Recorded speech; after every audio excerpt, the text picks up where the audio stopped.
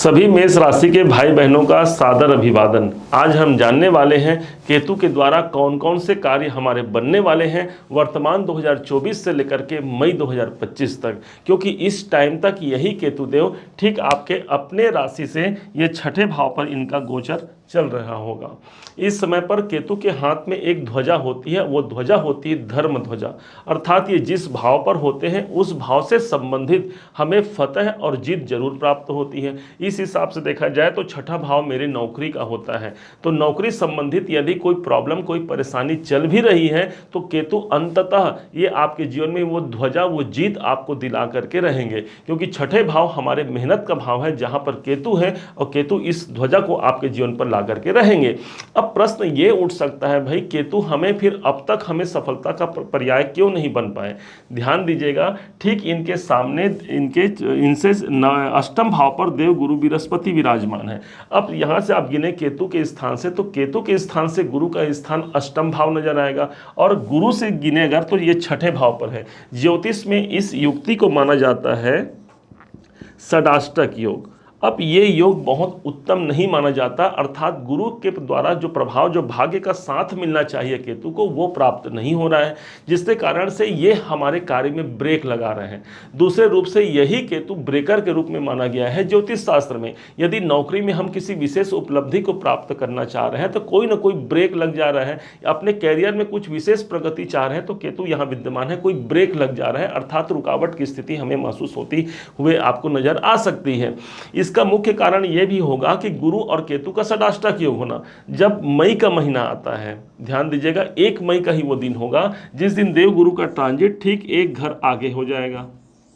अब यहां से गिनेंगे तो 1 2 3 4 5 गुरु की 5वीं दृष्टि पड़ेगी हमारे केतु देव महाराज पर। अब केतु के पास भाग्य का साथ भी मिल गया और वो जो षडाष्टक योग है वो कट गया। इसका पॉजिटिव प्रभाव ये मिलेगा कि नौकरी से जुड़े हुए बहुत से इवेंट हमारे सामने हो सकते हैं।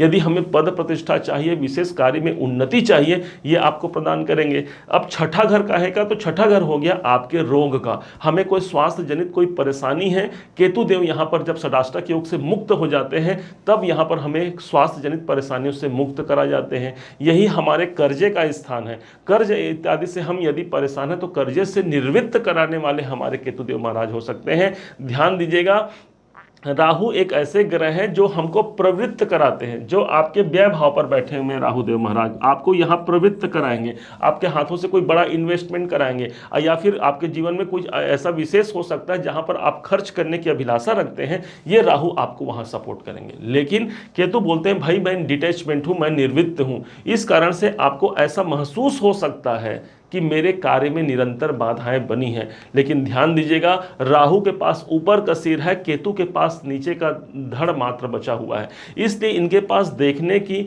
इनके पास आंख इत्यादि इनके पास नहीं है। लेकिन इनके पास एक विशेष प्रभाव है जो है स्पर्श सुख, अर्थात जो स्पर्श करके जो हमें महसूस करा दे, यही है केतु देवता।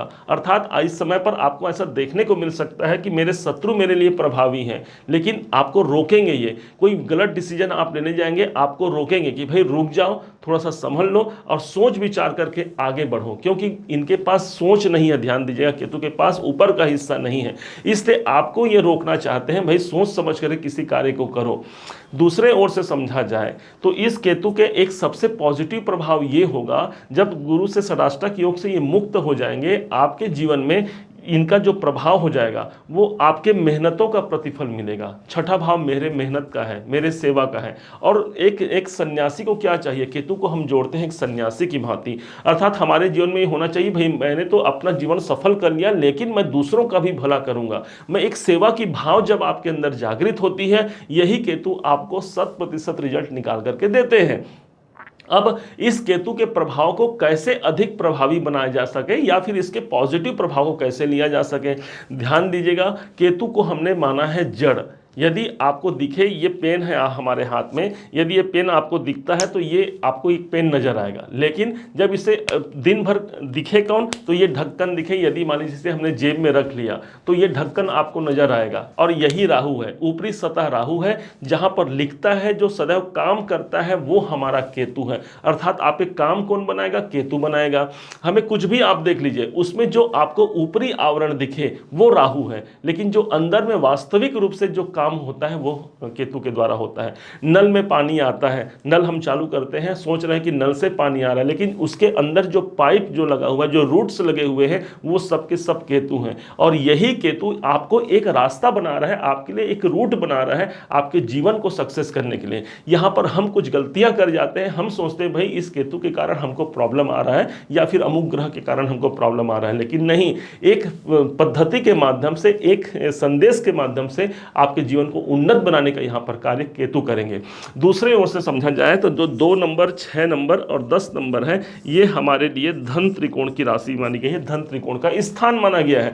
अब इस हिसाब से 1 2 3 4 5 6, तो छठे भाव पर केतु है, आ गया किसमें, धन त्रिकोण में आ गए। क्या एक सन्यासी को धन से बहुत अधिक उसको मतलब होगा, नहीं होगा, लेकिन फिर भी चूंकि हम कलयुग में हैं, भौतिक संसाधन के बगैर, पैसों के बिना हमारा जीवन नहीं चल सकता, और धन त्रिकोण में आए हुए हैं, अर्थात धन की परिकाष्ठा को भी ये सिद्ध करेंगे, धन की किसी विशेष उपलब्धि को आपको दिला करके जाएंगे। क्योंकि ये मई महीना जब आएगा तो गुरु ऑलरेडी धन भाव पर रहेंगे और इनकी दृष्टि धन भाव से पड़ेगी केतु पर। ये दोनों ही कॉम्बिनेशन एक विशेष बेहद अच्छा कॉम्बिनेशन होगा, जो इसी के केतु के प्रभाव में एक 4 चांद लगा करके आपके कैरियर में सक्सेस ही नहीं बल्कि कौटुंबिक जीवन को भी उन्नत बनाएगा। क्योंकि गुरुदेव कुटुंब भाव से इस भाव को देखेंगे, स्वास्थ्य जनित परेशानियां भी यहां पर दूर होंगी, कोई शत्रु, कोई बाधा, कोई चैलेंजिंग सिचुएशन हम फेस कर रहे हैं उससे भी हमें निजात दिला देने में ये केतु कारगर साबित होंगे। अब इस केतु के प्रभाव को कैसे लिया जाए, ध्यान दीजिएगा। हमारे जो वंश होते हैं, जो हमारे पूर्वज होते हैं, ये सब के सब हमारे केतु होते हैं। केतु का संबंध हमने कहा रूट से होता है, एक जड़ से होता है। तो जितने भी हमारे ऊपर जितने भी आए हैं, जो सब चले गए हैं, वो सब हमारे केतु हैं। इसलिए हमको जो कुल देवी अथवा कुल देवता हमारे घर के होते हैं, ध्यान दीजिएगा, हम तो नॉर्थ इंडियन हैं तो इस साइड पे कुल देवी देवताओं का बड़ा महत्व होता है। उसी प्रकार आपके जीवन में भी देखिएगा, आपके परिवार में, आपके पूर्वजों में कोई ना कोई एक ऐसी देवी देवता होगी जो वंशानुगत आप उन पर उनकी पूजा कर पा रहे हैं, उनकी आराधना कर पा रहे हैं। यदि वहां पर कोई मिस्टेक है, कोई कमी है, तो उनसे आप जुड़ जाइए, उनकी पूजा आराधना से। निश्चय मानिए कुल देवी कुल देवता की आराधना से ये केतु आपको बहुत ही सकारात्मक परिणाम देते हैं और वहां से आप एक सफलता प्राप्त कर सकते हैं। दूसरी तरफ भगवान श्री गणेश जी महाराज, भगवान श्री गणेश जी महाराज को हम क्या बोलते हैं, विघ्न हरण मंगल करण।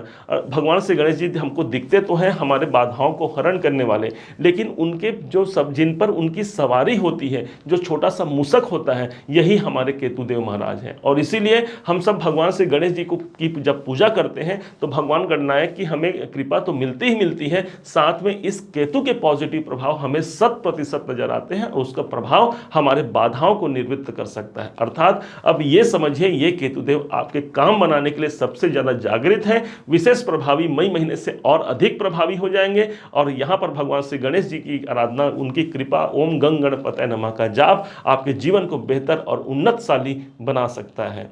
उम्मीद है आप सबने इसे समझा, आप सबने इसे जाना है। यदि आपने इसे समझा है, जाना है, मेरे समझाने का प्रयास यदि आपको सार्थक लगा हो, मेरे समझाने का तरीका यदि आपको सार्थक लगा हो, तो हर बार की भांति इस बार भी अपना प्यार भरा लाइक और कमेंट करना कभी मत भूलिएगा। और हाँ, यदि अभी तक आपने चैनल को सब्सक्राइब नहीं किया है, सब्सक्राइब भी कीजिएगा। पुनः एक बार फिर आप सभी के दिवस मंगलमय हो, इन्हीं शुभकामनाओं के साथ। जय श्री गणेश।